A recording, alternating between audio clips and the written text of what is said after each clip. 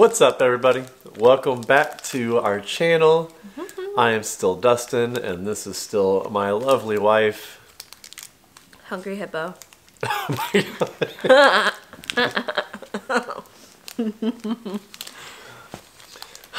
It's Teacher Appreciation Week, and sometimes we feel appreciated. Sometimes we do not.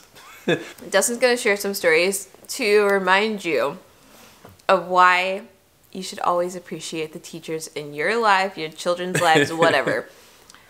These are the things that happen in classrooms that most people are not aware of unless your child is causing these sorts of things. I'm not going to share my stories today.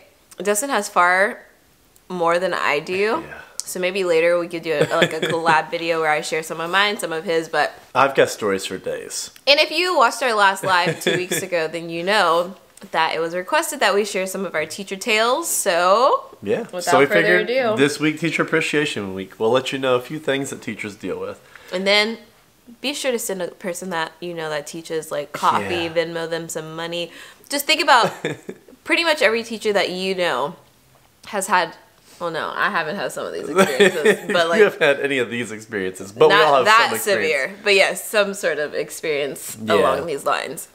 So, that being said, yes, some of these stories are a little off the wall, and we're not negating the fact that mental health clearly plays a factor in some of the things that have transpired, but nonetheless, we are like the first line responders to that. So we still have to provide an environment that is conducive to learning for the kids. All kids, safe for all kids, find ways to navigate things that transpire. And at the end of the day, yeah, we still have to find a way to make it work because students, despite some of the stuff that's going on, they're going to be in your room. Yeah. So, with like 25 other kids who you're trying to keep safe and teach as well. So, one of the first stories I will start with is during I believe my second year of teaching, and this is when I taught in Louisville, and I had a student, and I won't use any actual student names today, but this student was actually one of my favorite students that I think I've ever taught. Very interesting, very just like the way that he thought about everything was crazy. It was just, he always had a unique way of processing everything. That being said, he also pooped his pants every single day of the week. Every day. An experience I have not had. Every single Wait, how old were these? day. Let them know how This old. one I taught in 3rd grade. So that's like 9. Literally 8 and 9 years old. all 180 days of the year he taught, or he pooped his pants. And more often than not, he would sit in it. He would just, you wouldn't, like, we would come back from recess and you would smell and you'd be like, what? And then you would be like, did you poop? He goes, oh, too late. And he would just sit in his poop and refuse to go up and change. So I don't think my school system would allow that. Like, I think we would have to have some accommodations for that child to where either they would have to be on a schedule or something, or they would be in a specialized classroom. Yeah, it was... I mean, we had certain things in place, but that being said, I was like the first year that things were in place, and it was quite the process. So, yeah, there's a bathroom right across from my classroom, and so we tried to have some other things in place as well. But it was, yeah, one day we were walking down the hallway, and we were in the basement level of the building, and so you have to walk up the stairs to go to the cafeteria. And we were going to lunch, and he's just shaking his leg as he goes down the hall. And little turds are coming out of his pant leg. Can y'all imagine? Oh, goodness. I cannot imagine. I literally cannot imagine. Yeah, it was... I cannot imagine. It was bizarre. But... That's the kind of stuff that makes teachers quit. Yeah. What did you do with the turds? You made him pick it up? Well, I mean, we had to just get the custodian, then the custodian, I think, had him help in one way or another, but yeah. So, yeah, he would do it often. We'd even be like just reading. It would be like independent reading time, and you look over, and if he was like bent over a chair, you you knew that he was pooping his pants again. Bent over a Yeah, chair. he would just like lay across the chair with the fingers in his mouth and reading a book, and he'd be pooping. What did the other kids do? They were so good. They were so good. They knew that they'd been with him since kindergarten, so they knew he just, had his unique traits. That was one of them. They didn't complain about the smell? When it was warm out, yes. When it was warm out, it was worse. Yeah, so anyway, but they were good. I will say that a lot of the stories that transpired, none of them I could really avoid. But classroom community was key because all kids felt accepted, even if it was a little off the wall or a lot off the wall. That being said, that following year, while I was still down in my first school I taught in, I had a student who I had his twin for most of the year. And then because his twin had some really severe behaviors in another classroom, in the management in my room, in the community in my room, they thought like maybe he'll do better in there with Mr. Ecker. So I had him join us like probably halfway through the year. And again, not negating the fact that there were some mental health issues for sure, but he was a little dark. And by a little dark, I mean very dark. He would, we had a lot of tornadoes that year, and again, my room had no windows because it's a basement room. And so when we would get a bad storm and the lights would go out, we would all be sitting there and we could have a flashlight or whatever else in the room. But all the other kids are in the corner, quiet, kind of freaking out because it's dark and there's tornadoes, whatever else. Scared. And he's one of the times he was just smiling, and you would see in the flashlight just smiling, and he'd take his head back and smash it against the desk and be like, "We're all gonna die." So then kids are crying. Oh, I had to put my hand down, and I had the because I was the first wave of flexible seating, and so I had a little pillow, so I had to put a pillow there so he stopped hitting his head against the desk. And we didn't have power, so I couldn't call up to the office. Yeah, it was bad. I had to send somebody up to find somebody, another adult, to go get help because I'm trying to take care of all these other kids while he's losing it. Yeah, it was scary. That was frequent. That was a lot. Let's see. Oh, that's on a more just funny side. That first school that I taught into, I taught 3rd grade. And the 5th graders, my first year, had spread a rumor throughout the school that I was an underwear model. So all the kids started asking me. I was new in the building, "Are you an underwear model?" The 5th grader said, "You're an underwear model." It's the muscles. It's not true. I've never been an underwear model. You won't find any of those pictures. But yeah, so I moved to Indianapolis. I have stories for days, but starting with one that wasn't even my room, but they were transitioning him to my room because they're trying to get back into a gen ed space, and he would elope daily, which means he would leave, try to run out of the classroom. And there were things in place, we had a team that would respond to situations, and some of us were trained and hold because we had some kids with some severe behaviors, and so there was 4 of us that could respond. And you couldn't do you couldn't put a kid in a hold unless they're causing danger to themselves or to others. And so I was on that team though, and this was a student that frequently would be causing danger to himself or to others. He would try to kick in the glass doors, and we had a security officer show up, and he'd spit in the security officer's face. It was bad. Oh, we had spit in my face. Oh we had along outside of our elementary, ran along a pretty busy road because the middle school is up the street, and he would flee up the grass, we had a big grass field, and he'd run along the side of the road, try to get to the middle school because there's woods back there, and he would try to run out of there. It was a lot. It was a lot. How many kids did you have in that class? Oh, while you're trying to take care of this one student, I always had 30. So at least 30. Imagine this one child could take up all of your energy, all of your time, all of your capacity. He wasn't even my student. And you have 30 other kids that you are responsible for, checking on their social emotional health and teaching them. They have their own learning needs. Some kids need to be extended. Some kids need this. They have their own classroom drama.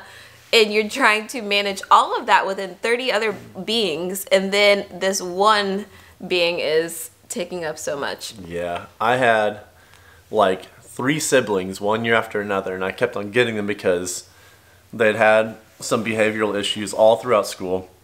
And when I moved to Indianapolis, I taught 4th grade. And so I was like the last stop because our school was K4. And so I had the first sibling, and she made a lot of growth. And again, she was great. Like, I mean, most of the time with me. The first like 3 months was really rough, but would still have like flare-ups, I guess. I don't even know how you would, like, outbursts, like outbursts, where like something would be triggering and would kind of lose it. Not kind of, like, would really lose it. Like, I had a filing cabinet in the corner, like I had a chill zone, where it was like just literally built for like she and a few others, and they, like, she would go back there and she would just kick dents into the, while I'm trying to teach, like kick dents, and then she'd grab the door and just slam it shut, and like, and unless they're causing harm to themselves or others, more often than not would not be removed, and I couldn't do anything about it. Just be grateful that she's not kicking you or other students. Right, yeah, just back there kicking the heck out of my walls in my filing cabinet. This same student was, again, I mean, like, this student would like write me notes every day. She like learned how to sew, and she made me a pillow. Like, she loved me, but one day she lost it. We were in a small group for reading at my back little kidney table, and she was really struggling, and she got really, really mad, and she started smacking things, and she grabbed the pencil and bam, and I'm not sure if it was intentional or unintentional, but she stabbed me right here in the arm. He still has like the through scar. the sky of a scar, yeah. Stabbed me through the, like, blood started coming out. All the kids started freaking out. I would have freaked out as a student or as a child. They made me leave the building and go to like the community health whatever center to get checked to make sure like nothing whatever else. Had to file like a whole report on it, and I came back the next day and I had all these notes that she had written while she was waiting to get picked up. And it was like, Miss Jacker, I'm so sorry. Can we please go back to the times before I stabbed you? And it was like, it had pictures of her with like tears coming down her face and like hearts all over the place. I know I have them up. I know I mentioned this last time, but like, I know I have notes still in the box upstairs. I'll find it at some point in time and I can share it. But it was like, yeah, she loved me to death. And it was just, but yeah, it was when she lost it. She lost it. Her sister was the same way. I have never been stabbed by a child. Oh my gosh. I've been oh, I forgot about that story. I'll talk about that. I got punched in the face. And so, yeah, the other sibling that came through a year later, same thing. Like, they loved me because they knew that their older sister loved me. And they're like, inevitably, like, oh, he'll be good for us. Like, this might be a good spot. And I will say that, like, all 3 siblings ended up having, like, good relationships with the kids in the room for the first time. They felt like they had friends, and so that was good. But the work that it took to get there and to like get them to like stop the behaviors maybe they're accustomed to exhibiting was exhausting.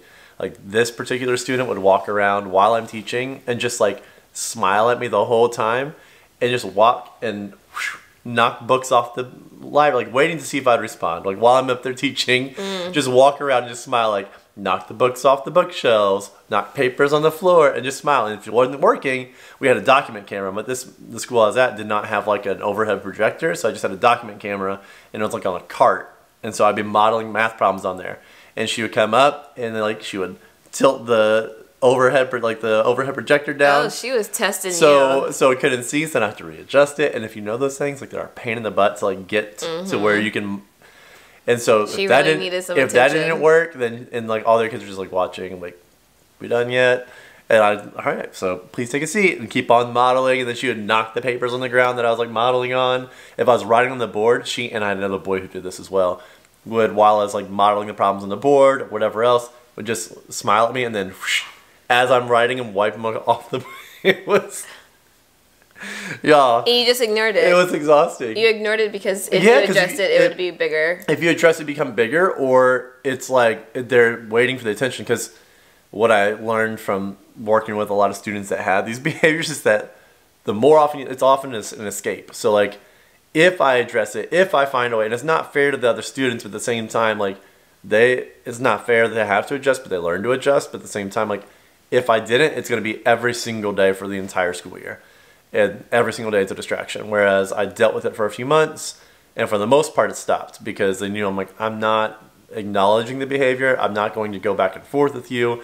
You're not going to, because they struggled academically too. So like, they wanted to get out of the classroom. So they're like, what can I do? how far, and usually it was really easy. They had to do something minor. Like the first thing they do, they're out the room. They're like, I don't have to do anything academically now. I don't have to feel like I don't know anything. And so they escape. And then they get to me in 4th grade and they've done nothing K3. And so they're even further behind. So I was a big proponent of like, it was frustrating, but I'd have to like continue to like build a relationship on the side, find ways to address it later on, and ignore the behaviors while also addressing them, like, or ignoring them in the moment while addressing them later on. And eventually, like I said, it would stop. It would stop within like the first couple months, and then it would just be like outbursts here and there. Like there'd be days where things were going on at home, or something happened on the bus, or whatever else, and they'd come in on 10, and it was like, yeah, you knew it was going to be a day when they walked in, because if they walked in a certain look on their face, you knew it was going to be exhausting. Brother was the same way. Again, same thing. Love the kid. And they all had like good hearts, but they just really struggled with managing their emotions. They like often he would, like I always wrote notes, and so I wrote notes to him like pretty much probably 2 or 3 times a week, like little notes, encouraging notes, and he kept them all in his desk. And he kept it like a little stack. He kept them all there, and you would see him sometimes. He like open and he'd start looking. Well, one day like he clearly cherished them, but then one day he was really mad, and then he got really mad at me because I addressed it, and looks like it snowed in the room. Like, all the notes were all over the room, and he was looking at me, turning up and smiling, and like then like yelling, and I don't know. But then he was in tears later on because he didn't have any of the notes. I'm like. Yeah. Natural consequences. You make me not want to write you notes. That was not nice. But yeah, he was really sad because he didn't get notes. But I will say that kids noticed that, and like the next week, I had several kids who were like wrote him notes, and so it was cute. There's always the come around. There is the wraparound. I mean, yeah. Other issues. Like we had just gone 1-to-1 in our district, so we had tech, so we had Chromebooks, and this is like when we first got the Chromebooks. What does 1-to-1 mean for people not in education? 1-to-1 education? means like basically when tech started rolling out more in schools, and every student had access to a device. Like in my first school in Louisville, we had 3 like really old desktops in the room, and that's it. Whereas in my district in Indianapolis, we got a grant, and they were able to get to where every kid in the district had access to a device. So we had like digital content, and they'd like do some of their writing and stuff on Google Docs. And so anyway, we had a Chromebook cart, and all the kids had Chromebooks. But like these kind of issues, like if the kids were, again, if they weren't harming themselves, it was just like inanimate objects, like you couldn't do anything about it. So like you could phone, but they're not gonna like restrain the child. They can destroy thousands of dollars of property. You're just expected to remove the rest of the students. Yeah, and so that they don't get hurt and let the child destroy your classroom. Yeah, and it was bad. Like it would happen, and there are Chromebooks like destroyed, and yeah, all the what little tech we had outside of the Chromebooks was also destroyed. So that happened often. Desks being flipped, being cursed out by 4th graders. By 4th graders being cursed out was, yeah. I will say that I ain't never been cussed out. I think probably a large majority of the kids that had these issues in my classroom, like they still message me on Instagram. Like they still message me on Instagram. They remember you for having the patience that you had. One that I had one of my most recent ones, actually this year for New Year's Eve, he was messaging me on Instagram and telling me about his New Year's resolutions, and they were to not cuss out his teacher and not fight. So I was like, buddy, can we maybe like just not do that and find other things to have resolutions? Yeah, like that shouldn't be something we have to work towards. But that was my last year in Indianapolis. That was my last class that I was there. And again, I like the kid, but he was just, yeah. Oh, bless. I had a time where a student was, and again, just issues, but like rocking back and forth. They would go underneath their desk a lot, and they would like murmur things. But they literally started like ripping handfuls of hair out of their head, and then ripped their shirt off. They had a white button-up shirt, and they ripped the shirt like in the middle of class, and like were screaming. And it was unprompted. It was like you don't even know what caused it. But then like just think about like, okay, as a teacher, like how do I address that? How do I help this kid that's in distress while also making sure the other kids don't like feel anxiety and like whatever from whatever's going on, because 4th graders don't understand like the trauma that kids are enduring, and they don't know that there's typically a a catalyst for behaviors. Like Yeah. they don't know that something has caused this, so they're just like, oh, you're bad. Like I know I'm not supposed to act like that. I know Yeah. my teacher doesn't want me to act like that. I know my parents wouldn't want me to act like that. So it's like a shock Yeah. and a disbelief that Like- someone would have the audacity without understanding Yeah. why. And it's like sometimes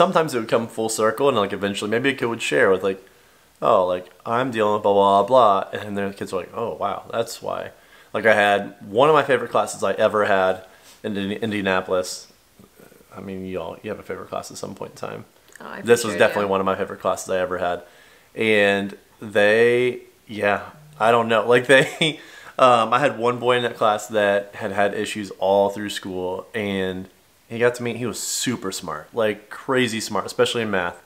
But he had dealt with a lot, and his trauma often played out in different ways in the classroom. But he had gotten so good, and it was like, I don't know. We were on a field trip, and it was hot, and he was tired and hot and sweaty, and didn't get his way. And he lost his ever-loving mind on the middle of the bus with all these chaperones, all these classes, laying down in the middle of the aisle of the bus, like red-faced as like my complexion, and he was as red as a lobster, like on the ground, sweating, screaming, kicking, stomping. It was like literally like a 3-year-old tantrum for a good 15 minutes. Like the bus couldn't go anywhere. The parents are looking at me, like all the parent chaperones from all the other classes are looking at me like, what are you gonna do? And I'm like, I don't know what to do. Like, what do I do? I can't grab the child. I can't like snap my fingers and make him come out of his fit throwing. Right. Oh my God, it was so uncomfortable and so embarrassing. And we were all tired. We've been at this place the entire day, and it was like 85, 90 degrees out. And then the bus, you know, when you get on the buses, they haven't been on. It's even hotter in there. And like, ugh. And then as soon as he stopped and the bus turned on, we didn't even get out of the parking lot, and he was passed out. Wow. Yeah, it was a lot. That's a lot of crazy stories. That's a lot I've got. And that's not even all that you've Oh got. my gosh, no. That's just like the first like probably 4 or 5 years of my teaching. I've been teaching for, I'm in year 14, 13. So I'm grateful as a teacher. I have some stories, but I've never been stabbed, cussed out. I have had the tantrums hiding under the tables. have you ever had desk flipping of desks? No, but I have had a runner and a a lot of child grab me by my wrist. But like in like, Oh yeah, I said I was going to share about the punching me in the face. yeah. Will that be your last story? That's my last story. Yeah, Okay. I provided homebound tutoring to kids who had been like removed from the school setting because of behaviors that were so severe, but we still had to provide services to them, whether it was because they had an IEP or anything else, and so we still had to provide services. Well, I had to tutor him every week, but then it got to state testing. They still had to take the state test, and we were in a room in this school that was only for kids for these services, and he did not want to take the test, and so he lost his mind. And like we had those big TVs hanging from the ceiling, like they used to be in the corners of classrooms, and they're giant TVs that weigh a ton. The cube ones. And like, yeah, he's like shaking it, trying to, I'm gonna get this, and he's like cussing about how he's gonna get this TV to fly on my head, and like big kid, and he was like jumping. There's like all these long tables in this little office space room. He was jumping from table to table and grabbing the TV, and he took off down the hallway. And somebody, again, I'm imagining like a big leprechaun. Yeah, this space is like, again, the adults in there are equipped with like the training to like either help de-escalate or either just de-escalate or keep a kid from causing harm to themselves. And again, a busy road. So like, she was trained, she stopped him and she had him, but his arms were up and he's a big kid. And it was a probably, 120-pound woman. And he was a lot stronger. So I had just gotten there and I was kneeling down to stop his legs, and he let loose and punched me right. I mean, my face was so swollen, and I don't bruise like I don't think you've seen bruises on me hardly at all. And all the time we've known each other, and my face was like, it was like I had this giant knot on my cheek. Did it like? And my eye was ring like your bell? Oh yeah, it was bad. It like, hurt. were you able to still get him, or were you like disoriented? Oh no, I was kind of disoriented, but also kind of like, the heck? Like, Oh yeah, for sure. This just happened. My instinct is to fight back. Yeah, and 10 minutes later, after he had calmed down, he had a basketball. He's dribbling, he's like trying to pass me the ball. I'm like, you just clocked me in the face, and now you want to play basketball? Like, you see what you just did. What the? Yeah. So anyway, happy Teacher Appreciation Week. Yes. If you know a teacher, know that at some point in time, even if they've not dealt with the things that I've dealt with or I've taught, they've probably dealt with something, whether it be parents, because we got parent stories, I'm sure, too. Oh, we should make another one for parents. Oh my gracious. God. Like, there can be stories for days. So it's like every parents profession. are almost always worse than the students. Yeah. I haven't had an experience where the students outweighed the parents. Yeah. I will say again, all the parents of all the kids I just told stories about, like, I was like this with. Like, we got along super well. Be. And the parents had, you know, their own struggles, but it was like, we got along great. The kids love me. It's just they had so much trauma that had not been addressed. I think you have better experiences with parents than I do. Yeah. I mean, I've had some crazy ones. I've had some crazy parents. You've had some wilder kids. Yeah. I've had some great kids and parents that don't match. And again, it's rewarding at the end of the day to see, like, kids that never felt accepted find belonging, but it's like the work that it takes to get a kid to that point to where they can mostly, you know, maintain their composure in your learning space is a lot of work, and it's exhausting, and yeah. So and teachers don't get paid for the magic that they thank do. A teacher. And yeah, maybe one day if you like this, let us know, and I can compile a large list of more stories for you to hear. Make a book. Oh my, yeah. Anyway, that's Happy Teacher Appreciation Week. It's like a weird time where it's like this week and next week. So whenever you celebrate, thank a teacher. If you want to celebrate us, that's fine. You can celebrate us. Yeah, tell us Happy Teacher Appreciation Week. All right, bye guys. See you next week. Bye.